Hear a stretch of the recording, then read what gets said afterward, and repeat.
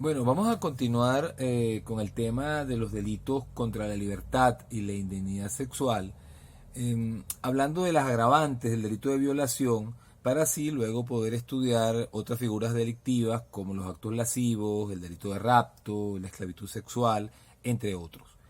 En cuanto a las agravantes del delito de violación, el delito de violación tiene unas agravantes muy particulares que están en el artículo 375 del Código Penal. ¿Cuáles son estas agravantes? Claro, estas agravantes operan solamente cuando la violación es contra la víctima, es un hombre o una mujer, pero en caso que el autor haya sido otra mujer.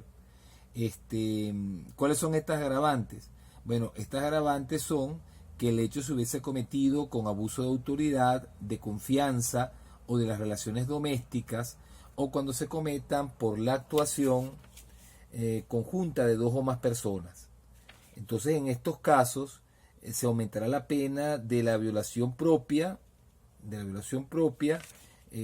pena irá en este caso de 8 a 14 años, y en el caso de las violaciones impropias de los numerales primero y cuarto del artículo 374, en estas hipótesis la pena se aumentará de 10 a 16 años. Este serían el efecto de estas agravantes particulares del delito de violación, que sería, como les dije, aplicables únicamente a los casos en que el delito se cometiese en contra de un hombre o de una mujer, pero en el caso, claro, en el caso de la mujer, como he dicho con anterioridad, tendría que ser el autor del hecho, tendría que ser también una mujer. Estaba revisando a ver si en la ley de violencia contra la mujer también habría unas agravantes particulares. Creo que las había mencionado yo con anterioridad, solamente que bueno, que se encuentran en el mismo tipo legal. Esas agravantes son, bueno, cuando se trata del el autor es el cónyuge, el concubino, o la persona con que tenga vida afectiva, también cuando se trata de un ascendiente, descendiente, pariente colateral. Estoy refiriendo al delito de violación propia, que está en el 43, a la que llaman aquí violencia sexual. También si el hecho se ejecuta en perjuicio de una niña o adolescente, bueno, la pena aumenta, también lo señala acá. Y si la víctima resulta ser una niña adolescente, hija de la mujer con quien el autor mantiene una relación en condición de cónyuge, concubino, excónyuge, etcétera, también allí la pena tendría un incremento de un cuarto a un tercio, de acuerdo a esta disposición. En cuanto a la violación presunta, no hay agravantes particulares. Fíjese que si las hay en el Código Penal, o sea que el Código Penal daría una mayor protección al hombre que a la mujer, ¿no? que a la que tendría la mujer en una ley que estaría hecha para precisamente la protección de la mujer. Esas son algunas de las inconsecuencias o de las contradicciones que he venido destacando en clases anteriores, que paradójicamente el Código Penal otorga una mayor protección al hombre o a la mujer cuando es víctima de otra mujer, que a la mujer o a las niñas o adolescentes cuando son víctimas de un hombre, en el caso de delitos como la violación o como los actos lascivos que voy a explicar el día de hoy. Entonces, bueno, con esto cerramos las agravantes particulares del delito de violación, y bueno, voy a pasar a hablar del delito de actos lascivos. El delito de actos lascivos se encuentra previsto en el artículo 376 del Código Penal. Vamos a leer este artículo. El que valiéndose de los medios y aprovechándose de las condiciones o circunstancias que se indican en el artículo 374, esto vamos a explicarlo, o sea, cuáles son esos medios, esas circunstancias. Cuando el legislador así hace referencia aquí a los medios, está refiriéndose a la referencia modal. En otras palabras, está refiriéndose a que este delito, esta acción, este hecho, debe ser ejecutado mediante violencia o mediante amenazas. Es decir, esos serían los medios para los cuales tendría que el autor acudir o con los cuales tendría que realizar la acción que voy a explicar más adelante. O sea, es decir, entonces los medios a lo que se refiere, me repito, serían las violencias o la amenaza, que son los medios, entre comillas, a los que se refiere El 374 cuando dice quien por medio de violencia o amenaza haya constreñido a alguna persona. Es decir, que el delito de actos lascivos también supone un constreñimiento. Y luego dice, o las circunstancias que se indican en el artículo 374. ¿Cuáles son esas circunstancias? Es decir, son las hipótesis, los casos de la violación presunta. Es decir, cuando la víctima sea especialmente vulnerable por razón de su edad o que no haya cumplido 16 años, siempre que para la ejecución del delito el responsable se haya valido de una relación de superioridad o parentesco, o que el tercer lugar, o que hallándose detenida o detenido o condenado o condenada haya sido confiada a la custodia del culpable, o que no estuviera en capacidad de resistir por causa de enfermedad física o mental, o por otro motivo independiente de la voluntad del culpable. Bueno, es decir, estas hipótesis son las condiciones a las que se refiere el 376. En otras palabras, que habría actos lascivos propios y actos lascivos impropios, así como hay violación propia y violación impropia, o violación propia y violación presunta, también habría actos lascivos propios y actos lascivos impropios. Es decir, los actos lascivos propios serían aquellos en los cuales el autor, para realizar el hecho, se valiera de la violencia o de amenazas, mientras que serían impropios con se tratara de casos en los que pudiese haber consentimiento, pero las condiciones, las circunstancias en que se realiza el hecho, bueno, hacen que ese consentimiento no tenga validez, no tenga ningún tipo de valor, y por lo tanto el hecho, es decir, el atentado contra la libertad sexual se considerará punible.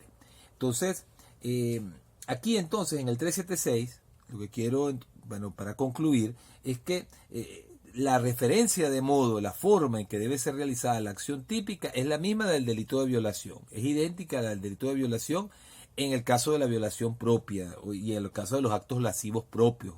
Ahora, en el caso de los actos lascivos, de la violación presunta, es decir,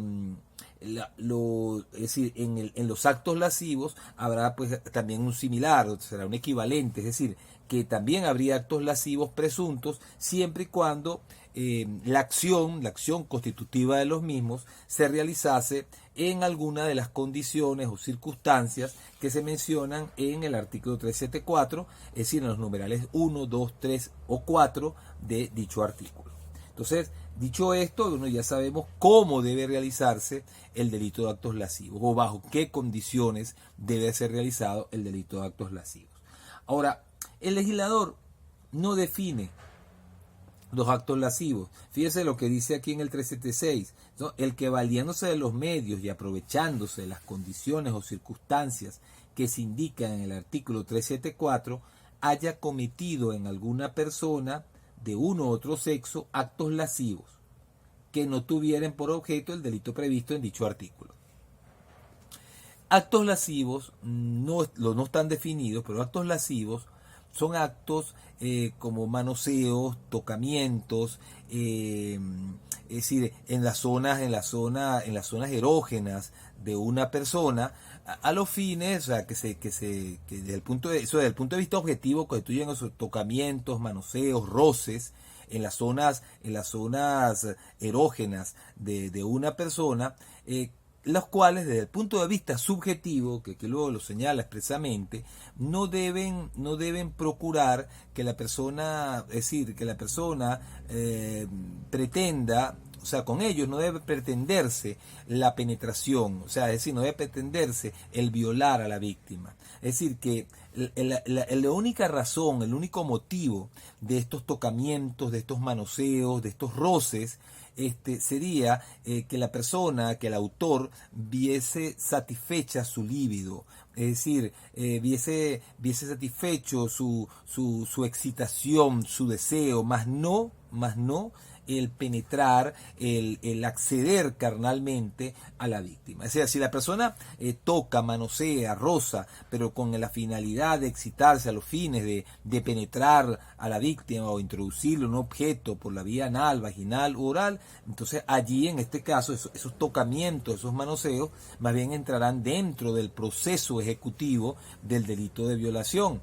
y por lo tanto si no hay penetración, pero hubo esos tocamientos, esos manoseos, lo que estaremos en presencia es de una tentativa del delito de violación y no de unos actos lascivos consumados. Es decir, la diferencia entre la tentativa de violación y los actos lascivos es que en los actos lascivos el autor, bueno, tiene el propósito solamente de excitarse, repito, de satisfacer su líbido, es decir, de su líbido, pero al punto solamente de excitarse. En cambio, en la tentativa de violación, el autor ha de tener el dolo, el propósito de penetrar, de acceder carnalmente a la víctima, de realizar un acto carnal, o de introducirle objetos a la persona, a la víctima, por vía anal, vaginal o oral.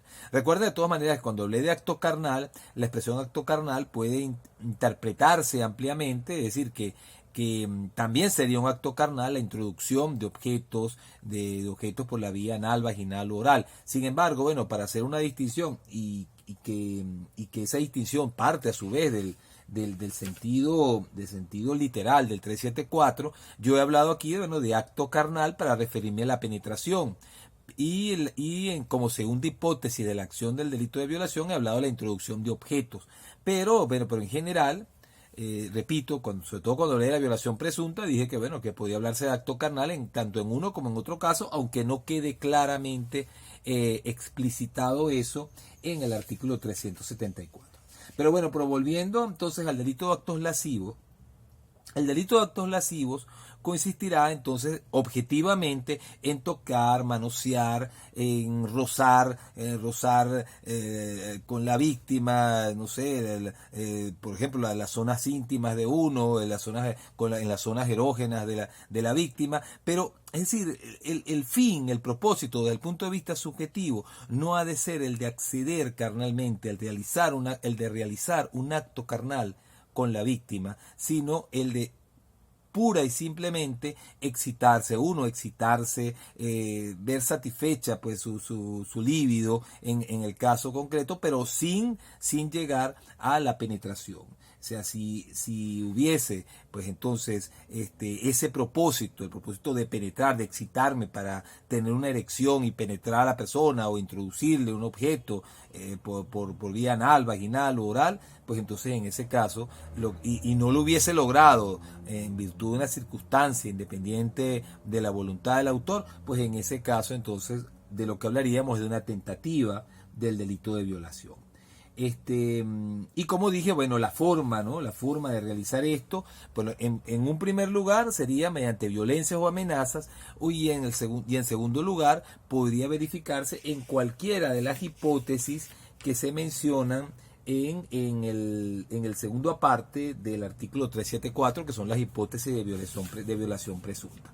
Recuerden ustedes, bueno, que esto también está regulado, la violación presunta y la violación propia, en la ley del derecho de las mujeres a una vida libre de violencia. Y por eso, bueno, también tendremos que evaluar, tenemos que analizar cómo están tipificados los actos lascivos en esta ley, en la ley del derecho de las mujeres a una vida libre de violencia. Están regulados en el artículo 45.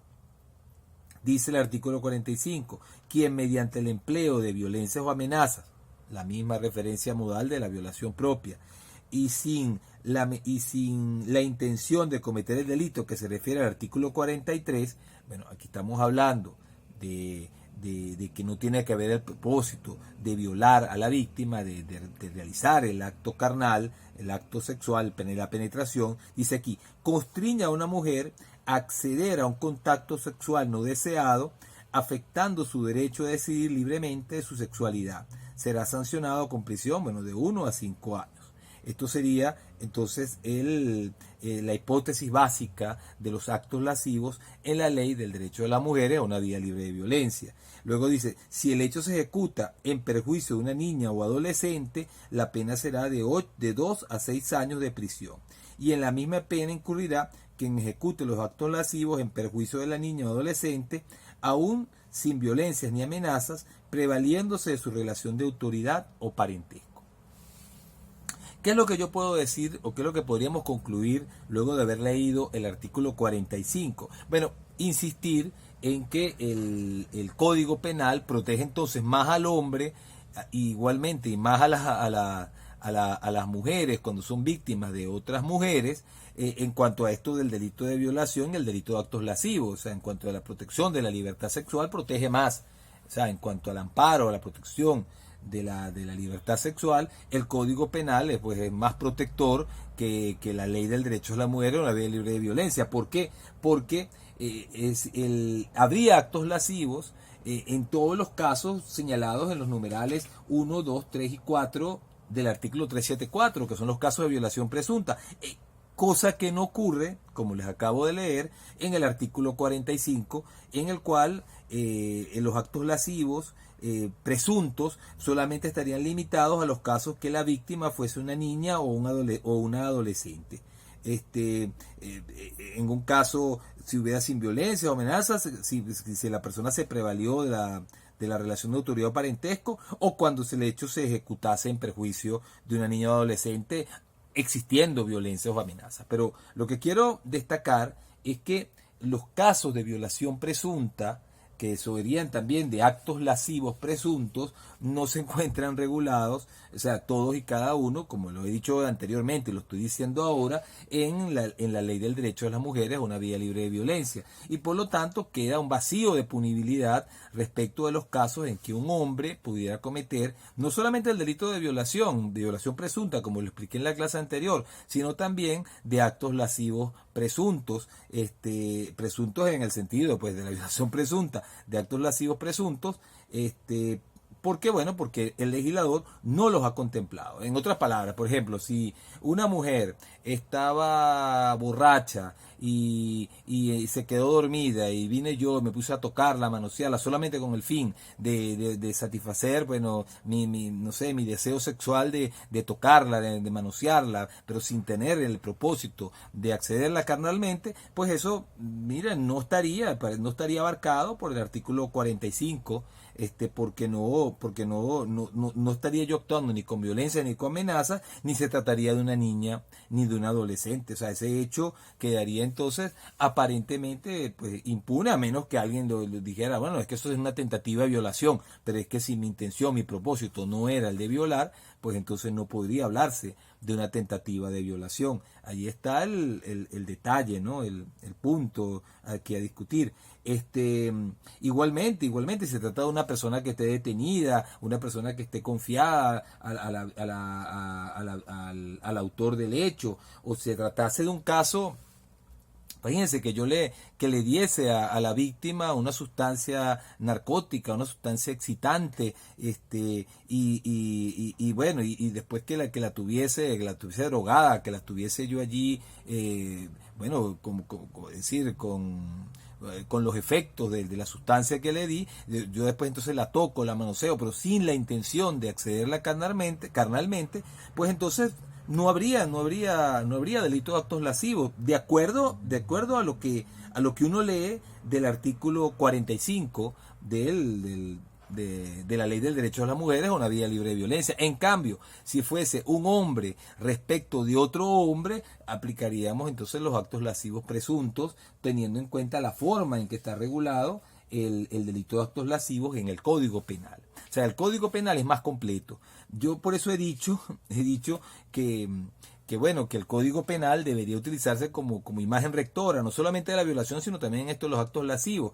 ¿El obstáculo cuál es? Bueno, el obstáculo es el principio de legalidad. O sea, si yo digo que bueno, que estos casos que mencioné, de que yo a la mujer la drogo para tocarla, manosearla, o que ella estaba borracha, dormida, yo la estaba tocando, manoseando, estos casos que no están abarcados por el 45, por los actos lascivos, tal de la manera que están regulados en la ley del derecho de las mujeres a una vía libre de violencia, bueno, esos actos, yo diría, bueno, para darle protección a la mujer, darle la misma protección a la mujer, porque el sentido de esto debería ser el de darle por lo menos la misma protección a la mujer, bueno, entonces debería haber actos lascivos conforme, es decir, teniendo en cuenta las hipótesis del 376, que deberían entenderse que estarían también abarcadas en el 45. ¿Cuál es el problema? Bueno, el problema es que el 45 no las menciona expresamente y que si bien debió haber sido la intención del legislador, siempre habrá argumento de que, bueno, de que eso no está expresamente señalado en el tipo legal. Y claro, la única opción que quedaría es, bueno, vamos a castigar por tentativa de violación si la persona no penetró, pero es que si yo no tenía la intención de penetrar, de acceder carnalmente, sino solamente de excitarme, de manosear, de disfrutar de eso, de eso de los tocamientos, del manoseo, del roce, pues entonces no habría realmente la forma de castigar el hecho. Entonces, bueno, aquí, bueno, a mi manera de ver, existe otro vacío de punibilidad, vacío que se produce ¿por qué? Bueno, yo creo por la falta de técnica legislativa, con el hecho de venir a crear estos tipos legales en una ley especial y extraer todo esto del Código Penal y que generar pues esta confusión en cuanto a la forma de aplicar la ley penal en estas hipótesis, delitos de violación y delitos de... Es decir, no puede ser, y esto es una crítica que nuevamente voy a realizar, no puede ser que el delito de violación tenga tres formas o cuatro formas de previsión legal. Es decir, en el Código Penal, en la Ley de Violencia contra la Mujer y en la LOGNA. ¿Sí? En la LOGNA, y entonces en la LOGNA se distingue, por eso digo que son cuatro, se trata de un niño o se trata de un adolescente. O sea, yo no creo, o sea, que desde el punto de vista de técnica legislativa eso deba ser la solución, sino que todo esto debería estar regulado en una sola ley, en el Código Penal, y no en leyes especiales que pretenden darle supuestamente una mayor protección a la mujer y al niño y al adolescente, y como hemos visto, ni le dan mayor protección a la mujer ni tampoco le dan una mayor protección al niño o al adolescente. Sobre todo, ¿por qué? Porque en el caso del adolescente, como lo dije en la clase anterior y voy a insistir en la clase de hoy, mientras que el Código Penal de los adolescentes entiende que no tienen la facultad de consentir para tener relaciones sexuales, la ley orgánica de protección entre comillas al niño y al adolescente les daría pues a los adolescentes la facultad de consentir en tener relaciones sexuales. Entonces, si es así, imagínense cuál es la protección que se les estaría dando. Entonces, en conclusión, el Código Penal protege de una manera más amplia el bien jurídico que lo hace la ley del derecho de las mujeres a una vida libre de violencia. Mire, en cuanto a qué ha de considerarse actos lascivos, miren, es importante destacar de que los actos lascivos siempre tienen que ser actos que realice el autor en el cuerpo de la víctima, y es decir, que tiene que haber tocamientos, manoseos. O sea, no habría actos lascivos porque yo, no sé, me masturbe al frente de la víctima y ella vea. O sea, podría haber otro delito, pero no habría actos lascivos. O sea, acto lascivo implica el que haya un tocamiento, un manoseo. Se ha discutido, por ejemplo, si un beso pudiera ser un acto lascivo. Bueno, depende del propósito, depende también de la clase de beso, pero en principio tendríamos que decir que sí, que podría hacerlo. Ahora, claro, pero si el beso entra dentro de los límites de un beso normal, claro, es decir, un beso en condiciones normales.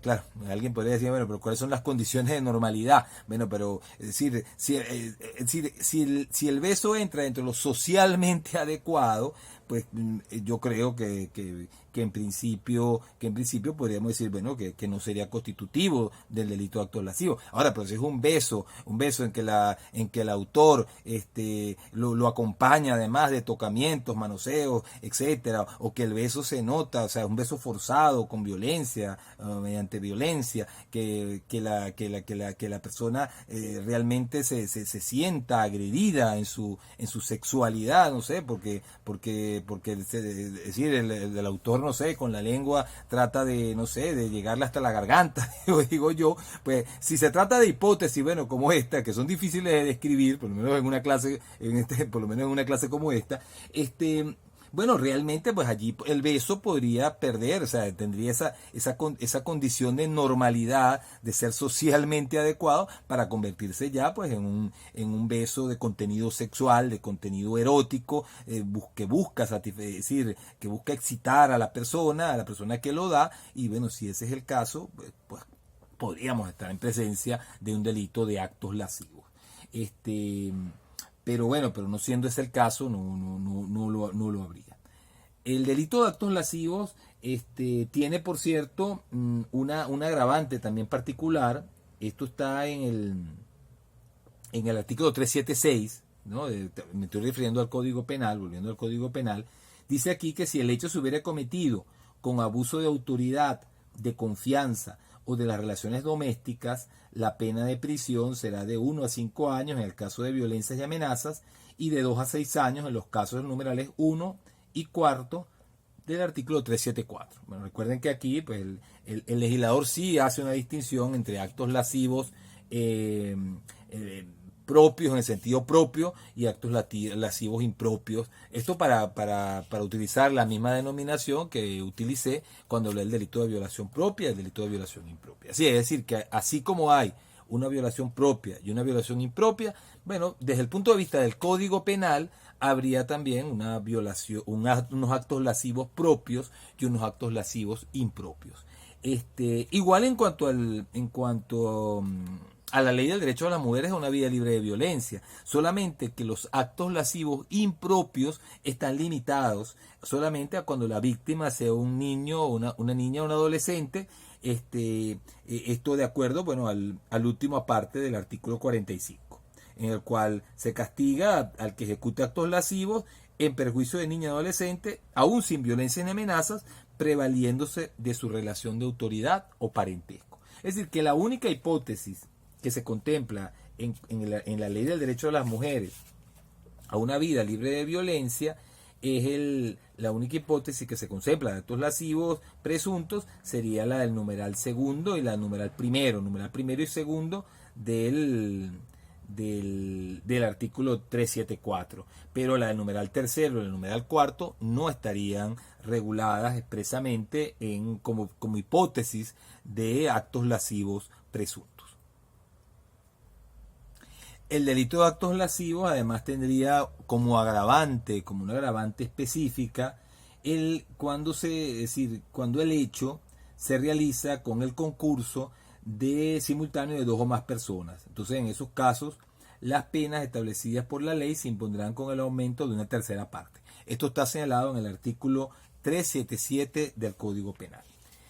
Bueno, otro delito, y aquí vamos a entrar en un tema que puede generar también discusión en cuanto a que si el Código Penal regula mejor o protege más al ciudadano, a las mujeres, sobre todo a las adolescentes, que lo hace la ley del derecho de las mujeres, una vía libre de violencia, o lo que lo hace la LOGNA.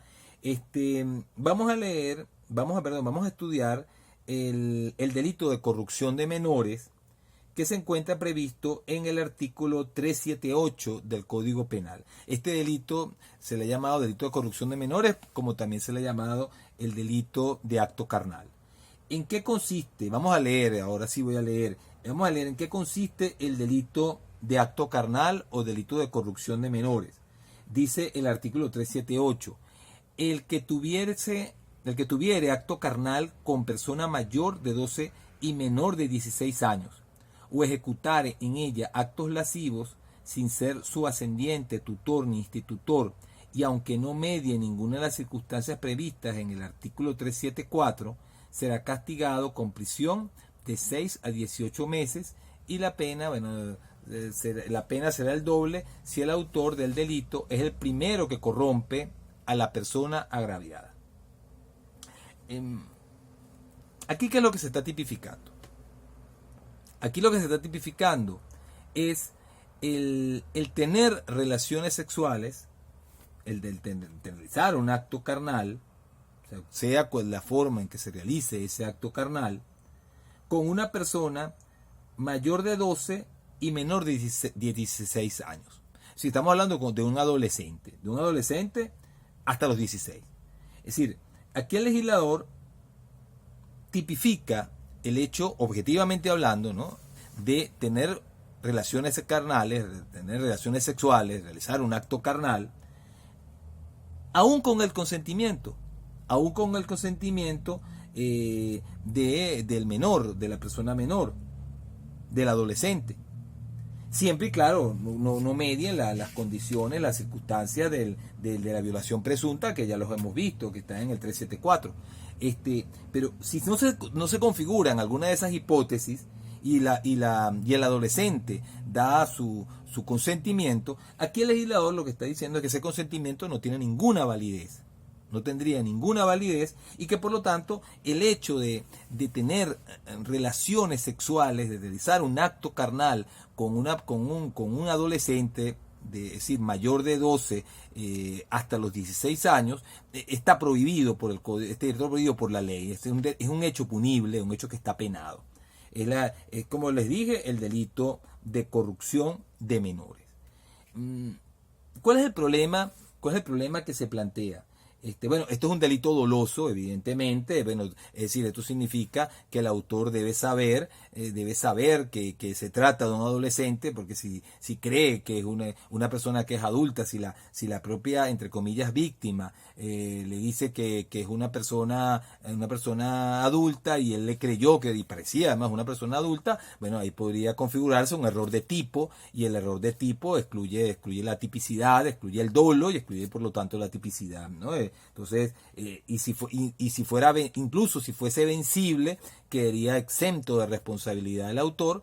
¿Por qué? Porque este delito no tiene hipótesis culposa, como por ejemplo si la tiene el delito de homicidio, y al no tener hipótesis culposa y el error de tipo sería un error vencible, bueno, es decir, la única forma de poder hacer responsable a la persona sería por delito culposo, pero al no estar prevista la figura culposa, el hecho debería quedar impune. Bueno, esto es simplemente aplicación de los conceptos de parte general a esto de la parte especial. Entonces, aquí tenemos, bueno, el delito de corrupción de menores o acto carnal. Ahora, ¿cuál es el problema que se plantea en nuestro ordenamiento? El problema viene dado por el artículo 260 de la Ley Orgánica de Protección de Niños, Niñas y Adolescentes. O sea, la discusión viene por allí. ¿Por qué? Porque, es decir, cuando ahí se tipifica el delito de abuso sexual de adolescentes, se señala que, como referencia de modo, que el hecho debe ser realizado, la acción, o sea, por ejemplo, practicar un acto carnal, ya sea, ahí incluso se incluyen también los actos lascivos, es decir, porque habla de acto carnal, es decir, habla de acto carnal incluso manual, o por introducción de objetos, o mediante penetración, o sea que el legislador allí, el concepto de acto carnal lo amplifique, incluso es decir, extendiéndolo a los actos lascivos. Bueno, se dice que ese acto carnal debe ser realizado contra del consentimiento del adolescente. Cuando dice contra del consentimiento del adolescente, claro, entonces uno diría, si fue con el consentimiento, o sea, si no se cumple este requisito típico, pues entonces no habría tipicidad del delito de abuso de adolescentes. Entonces, claro, porque, a ver, lo primero que podría afirmarse, y esto quiero para que se entienda mejor el asunto, es que el artículo 378 del Código Penal podría decirse que está derogado por el artículo 260 de la LOMNA. Y entonces, si está derogado por el 260, porque realmente estaría abarcando, es decir, el 260 estaría abarcando lo que consagra el 378, que es tener relaciones sexuales con adolescentes. Sí, y eso, pero contra su consentimiento. Entonces, ya no sé si están captando la diferencia. La diferencia está en que el 378 en ningún caso plantea que los adolescentes puedan dar el consentimiento para tener relaciones sexuales. En cambio, la LOMNA, que supuestamente protege más a los adolescentes, a los niños, a los adolescentes, en este caso, más bien lo que dice es que los adolescentes, bueno, aparentemente podrían brindar su consentimiento a los fines de tener relaciones sexuales, de manera que si ellos prestaron su consentimiento, si el adolescente, prestó su consentimiento, pues entonces en ese caso no habría delito de abuso sexual de adolescentes. O sea, en términos generales, yo podría decir, oye, si el 260 de la LOMNA deroga al 378 del Código Penal. O sea, en términos generales yo podría decir eso, claro, pero lo que me preocupa a mí aquí de pensar en esa derogatoria es que entonces en que a partir de la regulación de la LOMNA tendríamos que concluir que los adolescentes pueden prestar su consentimiento para tener relaciones sexuales y decir que a partir ya de los 13, es decir, de los 13 años, porque de los 12 a los 13 todavía habría violación presunta de acuerdo al Código Penal y también a la Ley del Derecho de las Mujeres a una vida libre de violencia. Bueno, pero a partir de los 13 años cumplidos, ya pues entonces una niña o una adolescente o un adolescente podría prestar su consentimiento pleno para tener relaciones sexuales y no habría ningún tipo de delito, o sea, no estaría prohibido tener relaciones sexuales con adolescentes a partir de los 13 años, porque antes de los 13 años, como he dicho, habría violación presunta. Entonces, aquí hay un problema político criminal, es lo que quisiera hacer notar. Aquí hay un problema político criminal que no es sencillo, La pregunta es, o sea, un adolescente, una persona de 13 años, es decir,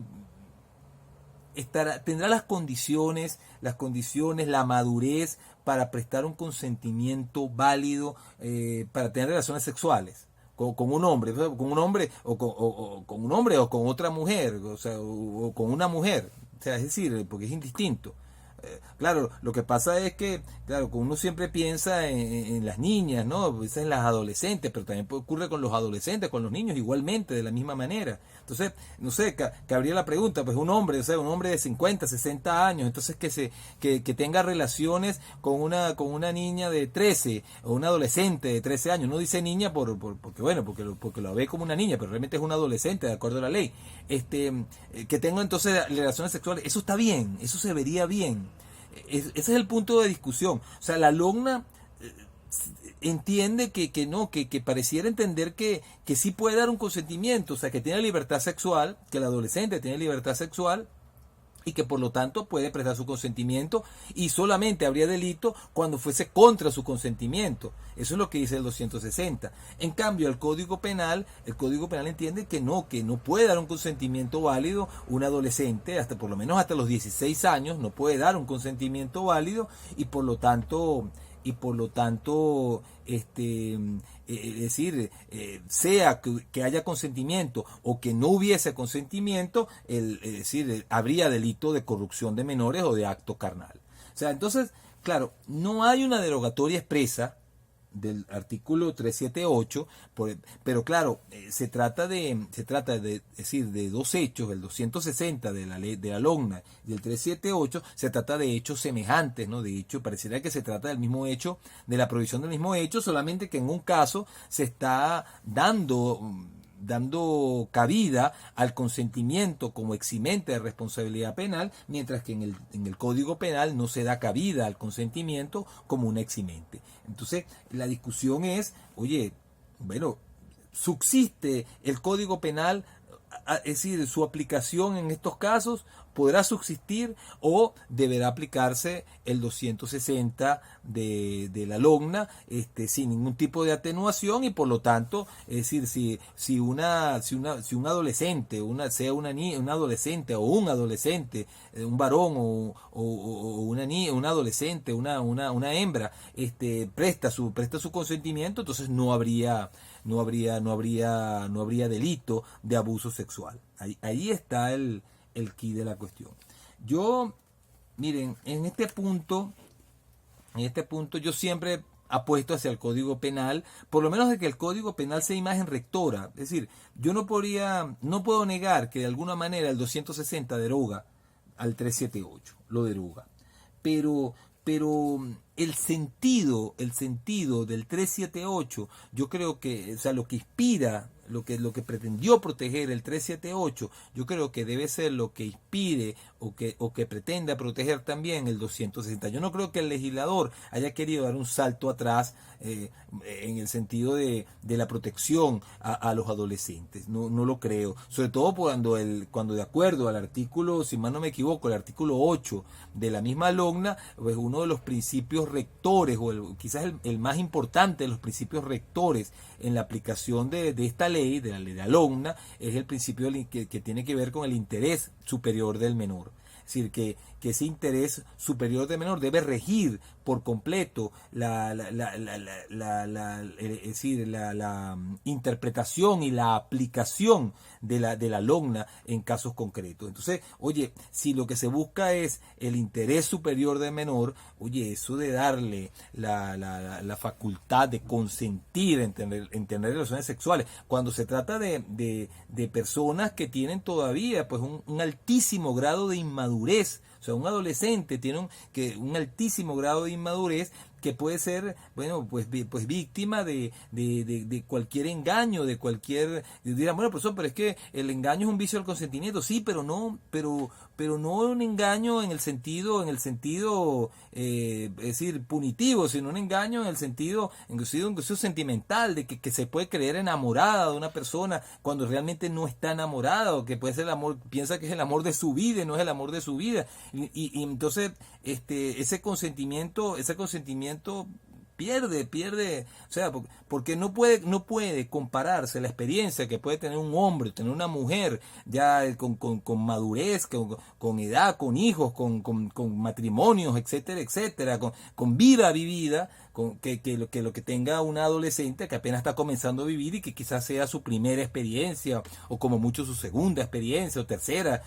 Es decir, no tiene comparación. Y entonces, al no tener comparación, yo creo que el espíritu del artículo 260 ha de ser el de proteger la indemnidad sexual. Aunque el legislador, es decir, no lo haya expresado de la manera que debió expresarlo.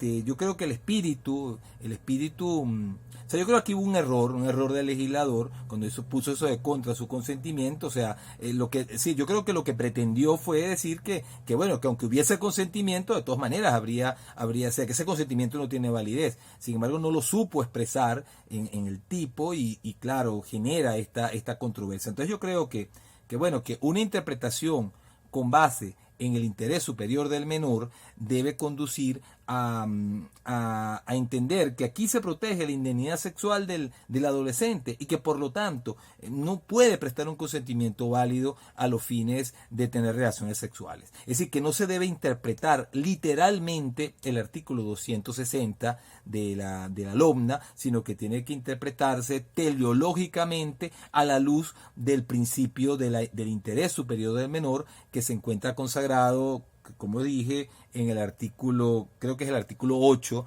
de la LOGNA.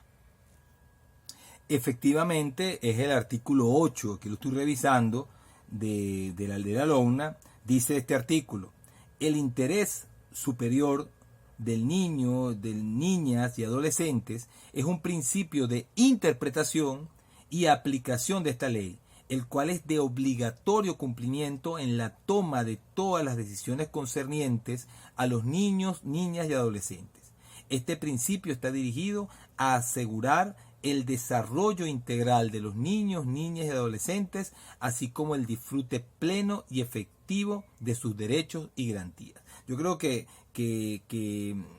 la única manera de aplicando este principio de interpretar el artículo 260 de la LOGNA es entendiendo de que el propósito del legislador en ningún caso fue el de darle libertad sexual a los adolescentes.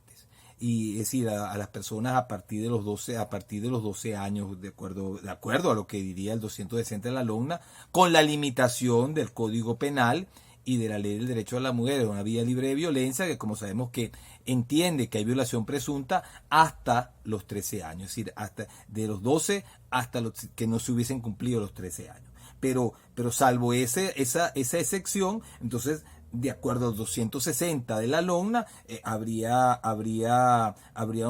pues, autorización habría un permiso para los adolescentes para consentir, o sea, se entendería que ellos pueden consentir en tener relaciones sexuales. Yo creo que esa interpretación no es la correcta a la luz de este artículo número 8 de la LONNA misma, que consagra pues el principio fundamental del interés superior de los niños, niñas y adolescentes a los fines de interpretar y aplicar las disposiciones legales de la LONNA. Yo creo que esa es la interpretación. Ahora, también alguien podrá decir, bueno, profesor, pero allí dice muy claramente contra su consentimiento. Y si es su consentimiento, por ejemplo, si yo fuese el defensor del imputado, yo diría que si hubo consentimiento y ella está diciendo que consintió, pues no hay ningún problema y no habría delito. Bueno, claro, a eso conduce una interpretación literal de ese artículo. Pero yo creo que una interpretación teleológica, una interpretación que busque el fin, el propósito de protección que pretende esta ley, la LONNA, pues no iría en ese camino, no conduciría a esa conclusión de que los adolescentes puedan prestar su consentimiento, tengan libertad sexual y puedan prestar su consentimiento a los fines de tener relaciones sexuales. O sea, yo creo que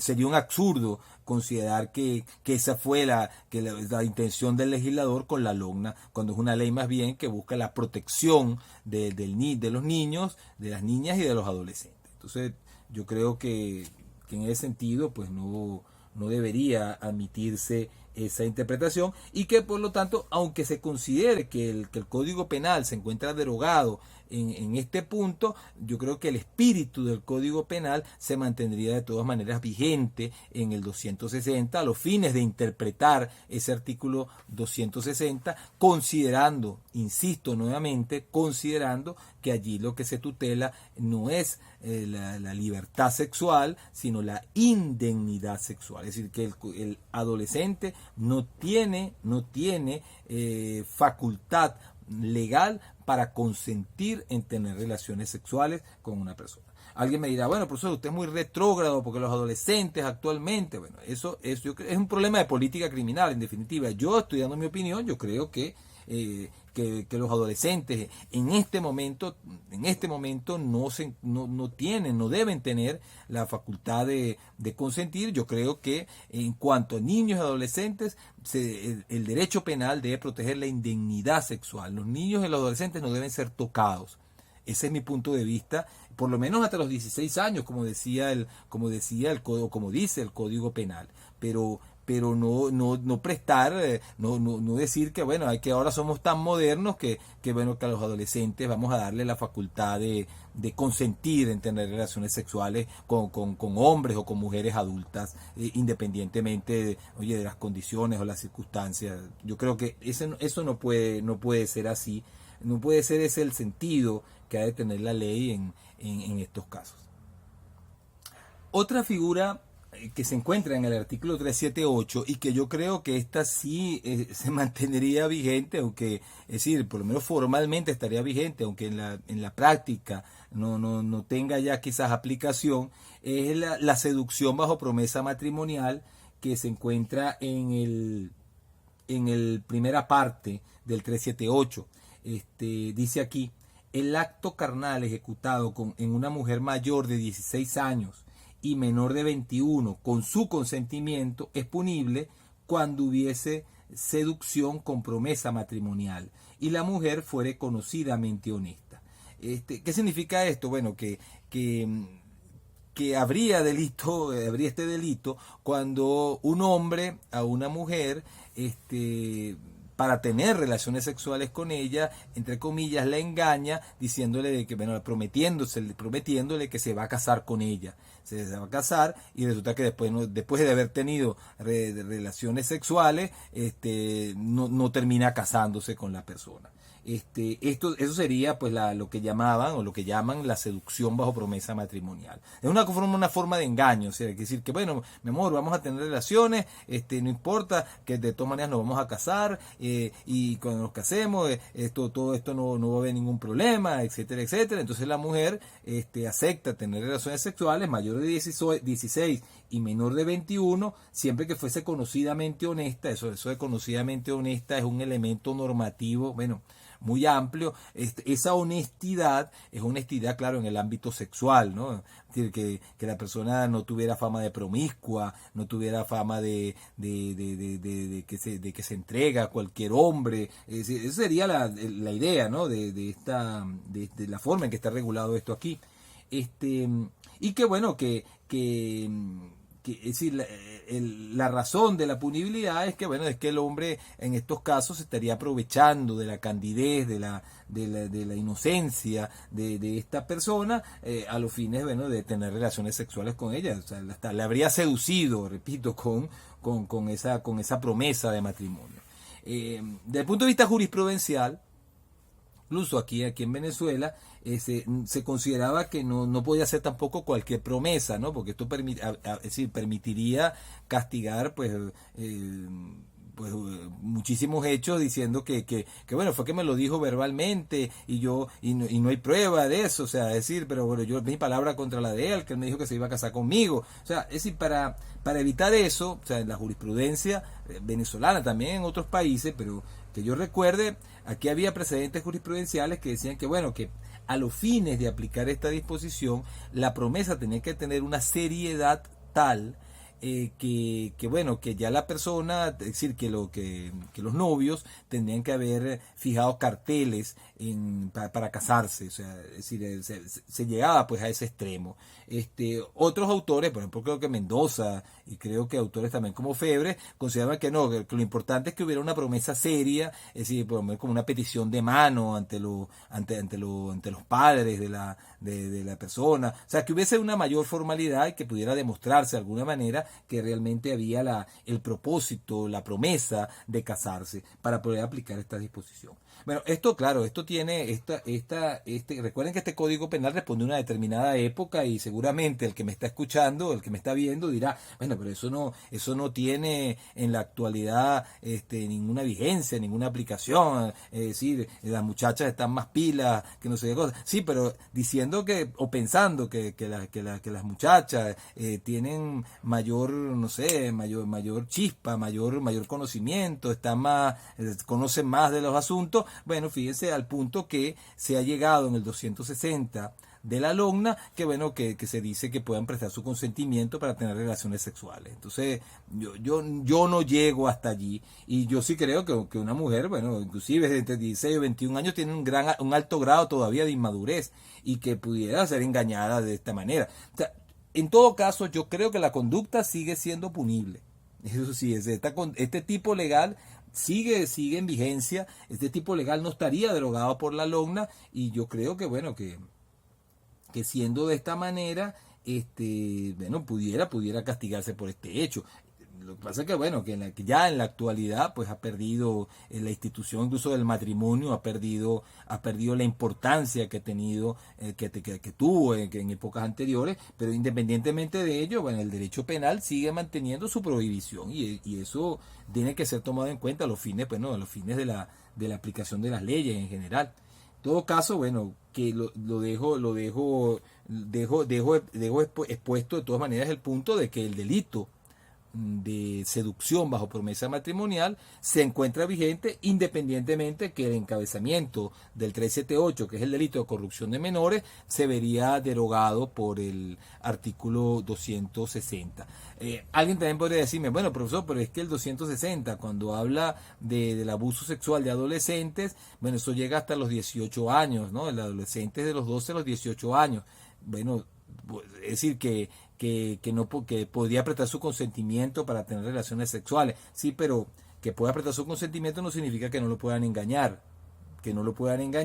Y para tener relaciones sexuales, y que ese engaño sea por el hecho de que se van a casar, etcétera, etcétera. Entonces, bueno, yo creo que la seducción bajo promesa matrimonial se mantiene vigente con independencia del 260 de la Ley Orgánica de Protección de Niños, Niñas y Adolescentes.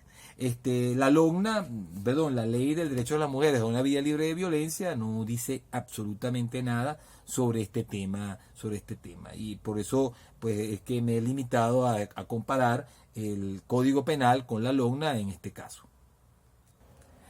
Una última cosa que quería decir sobre el delito de violación, así como también respecto del delito de actos lascivos, es que estos delitos son delitos de acción privada. Si son delitos en los cuales el Estado no puede actuar, o el Ministerio Público no puede, o sea, como representante del Estado, representante de la vindicta pública, no puede actuar de oficio, sino que son delitos en los cuales, por lo menos inicialmente, se requeriría una acusación formal y una acusación privada, y en principio tendría que aplicarse el procedimiento para delitos de acción privada que se consagra en el Código Orgánico Procesal Penal. Digo esto en principio porque estos delitos tienen una forma especial de procedimiento, de inicio del procedimiento, y al final no se lleva a cabo con respecto a ellos el procedimiento para delitos de acción privada, en virtud de este cambio, esta modificación que tienen en cuanto al inicio del procedimiento. No se llevará a cabo el proceso de acuerdo al procedimiento de delitos de acción privada, sino que se llevará al procedimiento ordinario, se seguirá el procedimiento ordinario. Para esto, fíjense, vamos a tener en cuenta lo que dice el artículo 25 del Código Orgánico Procesal Penal. O sea, este artículo, que voy a leer a continuación, lo que quiere decir simplemente, o pura y simplemente, es que en el caso de delitos de instancia privada, pero que tengan que ver con el ámbito, o sea, con la protección de la libertad, de la indemnidad, de la integridad o de la formación sexual, en esos casos bastará la denuncia de la víctima y a partir de la denuncia se seguirá el procedimiento ordinario. O sea, esto lo dice el Código Orgánico Procesal Penal. Vamos a leerlo de todas maneras para que no queden dudas. Dice el artículo 25, solo podrán ser ejercidas por la víctima las acciones que nacen de los delitos que la ley establece como distancia privada, como ocurre con la violación y como ocurre también con el delito de actos lascivos. Y su enjuiciamiento será conforme con el procedimiento especial regulado en este código. Esta es la regla general. El procedimiento especial de delito de acción privada significaría que para poder castigar, por ejemplo, un delito de violación o un delito de actos lascivos, o como por ejemplo también ocurre con el delito de difamación o con el delito de injurias, que son delitos también de acción privada, habría que, primero tener un abogado y que el abogado introduzca una acusación privada ante un tribunal de juicio con un poder especial, y si se admite la acusación, podría a lo mejor solicitarse un auxilio judicial, etcétera, para recabar pruebas, y luego, pero en definitiva no habría intervención del Ministerio Público en el caso, sino que eso iría a juicio directamente, sin una fase de investigación, sin una fase intermedia. Eso sería, pues, ¿por qué? Porque se trata de un procedimiento especialísimo para el establecimiento de la responsabilidad o no en delitos de acción privada. Pero eso es la regla general. Y esta regla general no aplica ni en el delito de violación ni en el delito de actos lascivos. Por eso dice acá, y esto es lo que vamos a leer ahora. Sin embargo, para la persecución de los delitos de instancia privada que atenten contra la libertad, indemnidad, integridad y formación sexual previstos en el Código Penal, y también, aquí dice Código Penal, pero también podríamos mencionar a la LOGNA, y también podríamos mencionar también a la Ley de Derechos de las Mujeres, una vida libre de violencia, aunque esa ley tiene su propio procedimiento, pero que ya veremos, no modifica lo que voy a decir. Dice acá, bastará la denuncia ante el fiscal del Ministerio Público o ante los órganos de policía de investigaciones penales competentes, hecha por la víctima o por sus representantes legales o guardadores, si aquella fuere entredicha o inhabilitada, sin perjuicio de que lo dispongan las leyes especiales. Cuando la víctima no puede hacer por sí misma la denuncia o querella a causa de su edad o estado mental, ni tiene representantes legales o si estos están imposibilitados o implicados en el delito, el Ministerio Público estará en la obligación de ejercer la acción penal. Y después dice, bueno, que el perdón, desistimiento o renuncia de la víctima pondrá fin al proceso, salvo que fuere un menor de 18 años. Esto creo que hay una jurisprudencia al respecto que también excluye el perdón en estos casos. Eso debe, de todas maneras, bueno, pueden investigarlo, pueden irlo investigando porque sí, porque fíjense, el delito de violación tiene una eximente, por lo menos de la forma que está regulada en el Código Penal, tiene una eximente que está vinculada con el perdón, que es el matrimonio, es decir, que si el autor se casa con la ofendida, o la autora se casa con el ofendido, se eximiría de responsabilidad penal al autor del hecho, pues a esa persona que se ha casado. O sea que el matrimonio excluiría la punibilidad del delito, o sea, no habría delito independientemente, o sea, no habría pena por el delito. O sea, el delito sí se configuraría, pero lo que no habría es castigo. O sea, sería como una especie de excusa absolutoria. Que excluye la responsabilidad penal, más no la comisión del hecho, ¿no? Se habría tipicidad, antijuricidad y culpabilidad. Eso está contemplado en el Código Penal así. Sin embargo, hay jurisprudencia, también por vía jurisprudencial, creo que la Sala Constitucional igualmente, que han derogado, han anulado esta eximente de responsabilidad, y se dice que no, que se diría que por lo menos en el caso de las mujeres no habría, es decir, que no el matrimonio con la ofendida no eximiría de responsabilidad de la manera que lo señala el Código Penal. Entonces, bueno, eso quería destacarlo porque aquí habla del perdón y para que lo tengan. Entonces, por favor, investiguen también nuestra jurisprudencia, a ver si se encuentran la sentencia en la cual tengo entendido, bueno, que ha sido derogada esta eximente de responsabilidad penal, esta eximente que era la del matrimonio, el matrimonio con la víctima. Bueno, pero continuando entonces el procedimiento, con lo del procedimiento, bueno, insisto que en el caso de que se trate del delito de violación o que se trate del delito de actos lascivos, bastará la denuncia de la víctima, pero no podrá actuarse de oficio. Eso es lo importante, no podrá, a menos que se trate de los casos que menciona el propio Código Penal, en los cuales excepcionalmente se podrá proceder de oficio. Estos casos están señalados en el artículo 379 del Código Penal. ¿Cuándo se procederá de oficio? Estas son las hipótesis en las que se puede proceder de oficio en el delito de violación o en el delito de actos lascivos. Bueno, se procederá de oficio si el hecho hubiese ocasionado la muerte de la persona ofendida o si hubiera sido acompañada de otro delito enjuiciable de oficio. En segundo lugar, si el hecho se hubiese cometido en algún lugar público o expuesto a la vista del público. Y en tercer lugar, si el hecho se hubiese cometido con abuso del poder paternal o de la autoridad o tutelar o de funciones públicas. Serían entonces los casos, como les digo, las hipótesis en las cuales se podría actuar de oficio.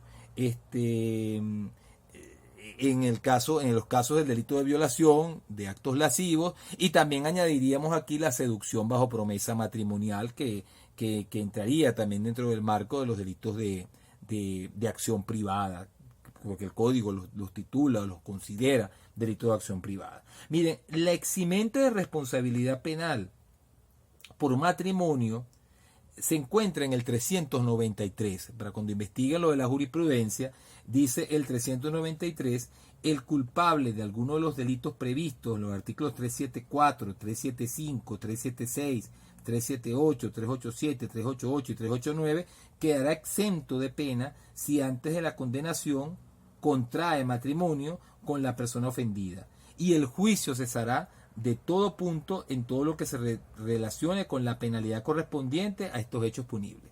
Si el matrimonio se efectúa después de la condenación, cesarán entonces la ejecución de las penas, y sus consecuencias penales. Después dice, bueno, que los reos de seducción, violación o rapto serán condenados por vía de indemnización civil si no se efectuara el matrimonio, adoptar a la ofendida si fuera soltera o viuda y en todo caso honesta. Mire, desde mi punto de vista, independientemente de esa jurisprudencia que ustedes van a buscar, yo creo que bueno, que si el delito, perdón, que si lo que se protege con los delitos como la violación, con los actos lascivos, es la libertad sexual, pues yo no tengo dudas de que eso es un bien jurídico disponible y si el consentimiento excluye la responsabilidad, pues mira, yo creo que no hay más forma de concebir una forma de concebir un consentimiento en estos casos, aunque sea posterior, si la víctima decide casarse con el autor del hecho. O sea, si las personas, o sea, libremente deciden casarse, realmente la víctima desea contraer matrimonio, unir su vida con aquella persona que en algún momento la violó, le realizó actos lascivos, pues yo creo que, o sea, que el derecho penal no puede intervenir, no debe intervenir en estos casos y por lo tanto, es decir, debería mantenerse la eximente de responsabilidad penal que está en el 393. Sin embargo, ese no ha sido el criterio de la Sala Constitucional. Tengo entendido de que en esos casos se considera que habría como un interés superior que debería respetarse, porque no sé, porque habría algo, a lo mejor algún problema de género. Ustedes van a revisar de todas maneras la sentencia, pero si uno acude a los principios generales, pues tendría uno que decir que bueno, que esto es un bien jurídico disponible y que y que el consentimiento, aunque fuese posterior, oye, si es mediante un matrimonio, o sea, oye, que la persona decide casarse y entonces fíjense, a partir del matrimonio, aquellos hechos que se castigarían como violación o como actos lascivos pasarían a ser es parte de la vida cotidiana de estas personas que se han unido en matrimonio, van a tener relaciones sexuales, es como decirle a las personas, no, bueno, tú vas a seguir en la cárcel a pesar de que nos casemos y podemos ahora tener relaciones sexuales, vas a seguir en la cárcel por hacer lo que estamos haciendo ahora, pero porque lo hicimos antes. O sea, esto me parece pues realmente absurdo y yo creo que si la víctima libremente, o sea, es decir, presta su consentimiento y dice, bueno, no, yo quiero casarme, me enamoré de este hombre. Hubo una novela hace muchos años aquí en Venezuela, se llamó Leonela, en la cual precisamente el protagonista borracho viola a la víctima que la encontró a una muchacha, Leonela, que se encontraba en la playa y entonces la violó en un estado pues de inconsciencia, él estaba borracho, etcétera, etcétera. Y luego después se enamoraron y ella se enamoró de él y bueno, no recuerdo cómo siguió la novela, pero yo creo que al final se casaron y todo. Entonces, pues no veo el sentido de mantener la punibilidad y haber derogado, como aparentemente se habría derogado, al Código Penal en cuanto a este eximente de responsabilidad que consagra el 393. Entonces, bueno, retomando lo que he dicho, entonces el delito de actos lascivos, el delito de violación son delitos de acción privada, pero se procederá se bastará la denuncia para iniciar el procedimiento, bastará la denuncia. Esto también se dice en la ley orgánica en la ley orgánica sobre el derecho de las mujeres a una vida libre de violencia, es decir, que en cuanto al procedimiento, en el artículo 73 dice que los delitos a los que se refiere esta ley podrán ser denunciados por la mujer agredida, los parientes consanguíneos, el personal de la salud, los defensores de los derechos de la mujer. O sea, lo que pasa es que aumenta, ¿no?, quienes pueden denunciar los delitos que se cometan aquí, pero también aumenta también los órganos que puedan recibir la denuncia.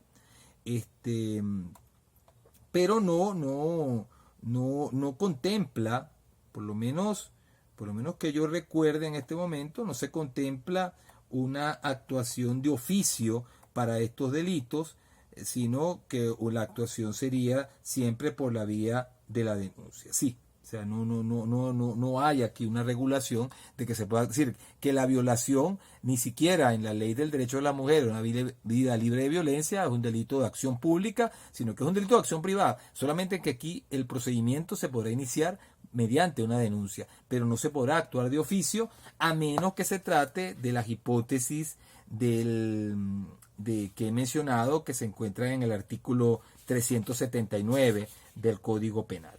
O sea, salvo esas hipótesis que sería que cuando el hecho se hubiera ocasionado la muerte de la persona, hubiera acompañado de otro delito enjuiciable de oficio, cuando se trata de un lugar público expuesto a la vista del público, o cuando se hubiera cometido con el abuso de poder paternal o de la autoridad tutelar o de las funciones públicas. Claro, alguien me podría preguntar, bueno, profesor, ¿y se podría actuar de oficio cuando fuese la violación de un hombre sobre una mujer y se aplicaría en estos casos, es la ley del derecho de las mujeres a una vida libre de violencia? Miren, pareciera que no, porque esta ley contempla su propio procedimiento y dice que siempre tiene que haber denuncia. Entonces, si no habría denuncia, pues pareciera que desde el punto de vista procedimental no podría iniciarse el proceso penal en contra del violador o el que realizó los actos lascivos. Pero si hubiese la denuncia, bueno, entonces lo que no se requeriría es una acusación y no se llevaría a cabo de ninguna manera el procedimiento para delitos de acción privada. ¿Por qué el legislador tomó esta decisión? Oye, porque si estos delitos se siguiese el procedimiento de delitos de acción privada, pues la cifra negra de estos delitos aumentaría mucho más de la que existe en la actualidad. Entonces el legislador lo que trata es de facilitar el ejercicio de la acción penal y el castigo de estos hechos, es decir, permitiendo que se inicie el procedimiento mediante una denuncia, pero no llega a catalogar estos delitos como delitos de acción pública, sino serían siempre son delitos de acción privada, solamente que el procedimiento va a seguir unos lineamientos especialísimos y solamente se convertiría en delito de acción pública en las hipótesis que he mencionado del artículo 379 del Código Penal. Miren, un último punto, y ya con esto terminamos la clase, es con relación, dentro de las disposiciones comunes a los artículos precedentes, que ahí dentro de ellas está el 393, donde está la eximente por el matrimonio. Voy a destacar el 392. El 392, porque el 392 consagra lo que se llama un delito cualificado por el resultado. Que ya los diferenciamos cuando hablé de los delitos preterintencionales, del homicidio preterintencional, creo que hice alguna distinción con los delitos cualificados por el resultado. Pero bueno, aquí tenemos en el 392 un delito cualificado por el resultado. Ahora, ¿en qué consiste ese delito? O sea, dice, cuando alguno de los hechos previstos en los artículos 374, 375, 376, 383 y 384 haya ocasionado la muerte de la persona ofendida, se aplicarán las penas correspondientes al homicidio aumentadas en la mitad. Y si se produce lesión, se aplicará la pena establecida en los artículos citados, aumentada un tercio de la mitad, sin que en ningún caso pueda ser menor de 18 meses de prisión.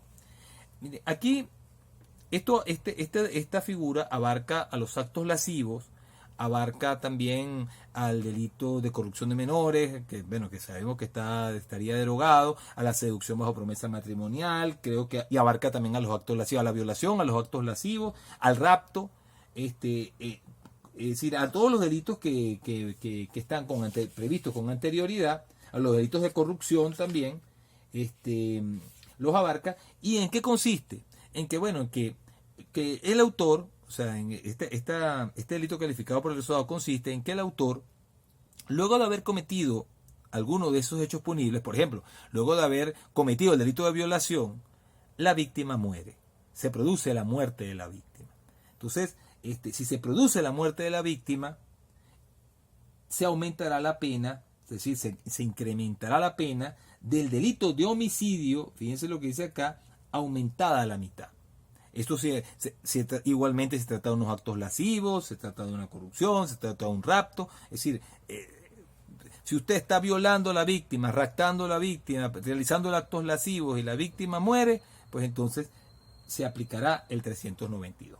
Ahora, el 392 no es un delito preterintencional. Que uno va a decir, no, pero es que él tenía la intención de violar y resulta que se produjo un hecho más grave, es como una especie de preterintención. No es una preterintención, porque para que haya preterintención, es decir, es un delito de doble resultado, es verdad. Aquí hay un doble resultado, pero el doble resultado no se produce en la misma línea del bien jurídico. O sea, no se trata del mismo bien jurídico. Una cosa es la libertad sexual y otra cosa es la vida de la persona. En el homicidio preterintencional, que sí es un delito preterintencional, se producen dos resultados, la lesión y la muerte, pero se trata del mismo bien jurídico. O sea, es la misma línea, es decir, del bien jurídico, solamente que el segundo resultado es precisamente un resultado un tanto más grave con relación al daño producido al mismo bien jurídico de la integridad personal del sujeto. Entonces, aquí es importante destacar de que no se trata de un delito preterintencional y por eso no se atenúa la pena en estos casos, porque la preterintención es siempre un atenuante, sino que se agrava la responsabilidad penal. Aquí lo que se pretende es, fíjense, castigar aquellas hipótesis en que el autor haya violado, haya realizado actos lascivos, haya raptado y como consecuencia se haya producido la muerte. Pero fíjese, se haya producido la muerte, pero no por la intención, o sea, no intencional, es decir, que el autor no debe haber querido matar a la víctima. Es decir, porque si yo violo y quiero matar y mato a la víctima, allí entonces lo que habría es un concurso entre el delito de violación y el delito de homicidio. O sea, eso no es lo que se está previendo aquí. Aquí lo que está previendo son aquellos casos en los cuales la persona viola a la víctima y se produce la muerte, pero esa muerte no es querida por el autor. Eso es decir, y por eso es que se habla de delitos calificados por el resultado, porque incluso históricamente estos hechos se consideraba que eran hipótesis de responsabilidad objetiva, es decir, que la persona se le castiga con más severidad simplemente porque se produjo el resultado más grave, sin tomar en cuenta lo que quiso, lo que se representó. Es que yo no sabía, ni siquiera pensé que podía morir por el hecho. Bueno, pero está que eso no importaría desde el punto de vista histórico, así que se consideraron estos delitos, eso no importaría a los fines del castigo y que por lo tanto basta con que se produzca el resultado para que el segundo resultado, el resultado más grave, la muerte, para que se aplique la pena más grave, se agrave, se incremente la pena del castigo del hecho por el segundo resultado, por el resultado de mayor gravedad. Ese es por lo menos históricamente fue la forma en que se concibieron estos delitos. Entonces, lo primero que deben tener en cuenta es que en esta figura, para aplicar esta figura, no tiene que haber la intención de matar, porque si hubo la intención de matar, el propósito de matar, lo que habrá es un concurso material, un concurso real o material entre la violación, los actos lascivos, el delito que fuese, de los mencionados aquí, y el delito de homicidio. Entonces, tampoco habría un homicidio, si resulta que un homicidio culposo, no, es que resulta que la segunda muerte, que hay un concurso no, o sea, bueno, podría haber un homicidio culposo si realmente hubo imprudencia, negligencia, pero tendría que haber un distanciamiento entre las acciones, etcétera, etcétera. Mire, aquí la intención del legislador, y esto es lo que aquí es mi criterio, lo que voy a exponerles, la intención del legislador es castigar siempre que la persona haya querido violar, matar, etcétera, se haya producido la muerte de la víctima. Eso ya lo dije. Pero desde el punto de vista subjetivo,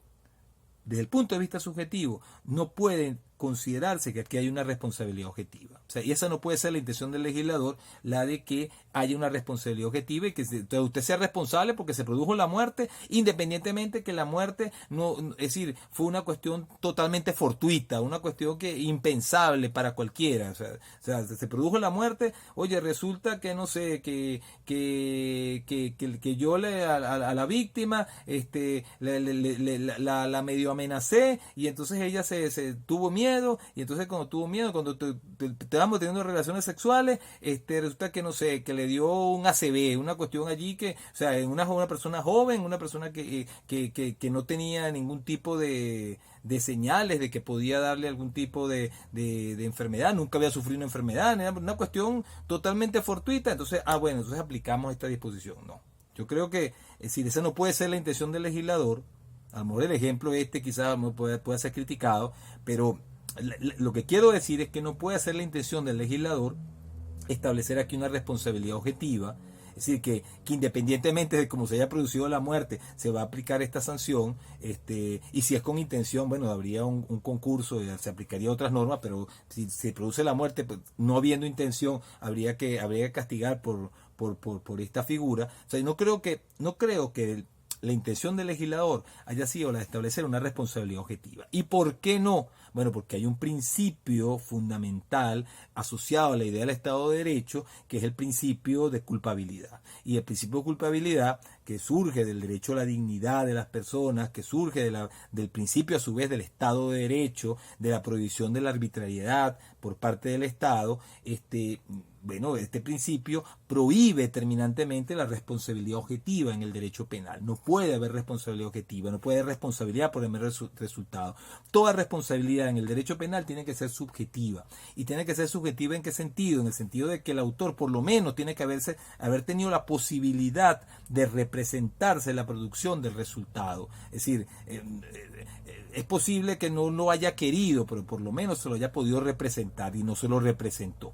Si ese es el caso, pues entonces es que podría aplicarse una disposición como esta. La doctrina en la actualidad precisamente de esa manera entiende, desde el punto de vista subjetivo, a los delitos cualificados por el resultado, como este. Es decir, no entiende que hay una mezcla entre dolo, por ejemplo, de violar y responsabilidad objetiva en cuanto a la muerte, no, sino que estos delitos serían una mezcla entre dolo en cuanto a, en el caso estamos explicando, de la violación, los actos lascivos, etcétera, etcétera, y en segundo lugar, en cuanto al segundo resultado, el resultado más grave, ese segundo resultado debería ser por lo menos representable para el autor. Que no se lo haya representado, está bien, no importa, pero que hubiese sido, que aplicando el modelo diferencial, una persona diligente, una persona prudente, un buen padre de familia, se hubiera podido representar al menos la posibilidad o la probabilidad de que ese resultado se produjese. Si un buen padre de familia, una persona diligente, una persona prudente, por más diligencia, prudencia con que hubiese actuado, no se hubiera podido representar de ninguna manera que se iba, en este caso del 392, se iba a producir la muerte de la víctima, pues entonces allí no podría hablarse de este delito, sino que habría que castigar únicamente por el delito de violación. O sea, se trata de una cuestión fortuita, una cuestión que es totalmente alejada del comportamiento, o sea, de lo que realizó, de lo que produjo el autor con su comportamiento, con su acción de violar o de los actos lascivos, pues entonces, o el rapto, alguna de las figuras señaladas aquí, pues entonces, si hay una descontextualización plena entre una cosa y la otra, que de manera que no se podría nadie representar que hubiera podido producirse la muerte bajo esas condiciones, pues entonces no habría esta figura, y lo que habría solamente, como dije, es el delito de violación. Es decir, que desde el punto de vista subjetivo, en los delitos cualificados por el resultado, se requiere que el segundo resultado sea por lo menos representable, desde el punto de vista de una persona diligente, de una persona prudente, de un buen padre de familia, que es lo que llamamos el modelo diferencial. Ese es el criterio que que sigue la doctrina mayoritaria en la actualidad. ¿Para qué? Para evitar la responsabilidad objetiva en estos delitos que los harían entonces inconstitucionales de la óptica del principio del Estado de Derecho, del derecho a la dignidad de las personas y bueno, y del principio de culpabilidad que se sustenta en esos criterios que acabo de mencionar, en el derecho a la dignidad y en el principio del Estado de Derecho y la prohibición de la arbitrariedad por parte del Estado. Bueno, con esto terminamos esta clase. En la clase que viene, bueno, continuaremos con los delitos contra la indemnidad sexual. En la clase que viene, bueno, vamos a hablar del delito de rapto. Creo que, para ver, Nos queda también la esclavitud sexual, el rapto, el acoso sexual, los ultrajes al pudor. Y bueno, vamos a hablar de algunos de los delitos relativos a la prostitución para con eso terminar este tema de los delitos contra la indignidad y contra la libertad y la indemnidad sexual. Bueno, hasta pronto.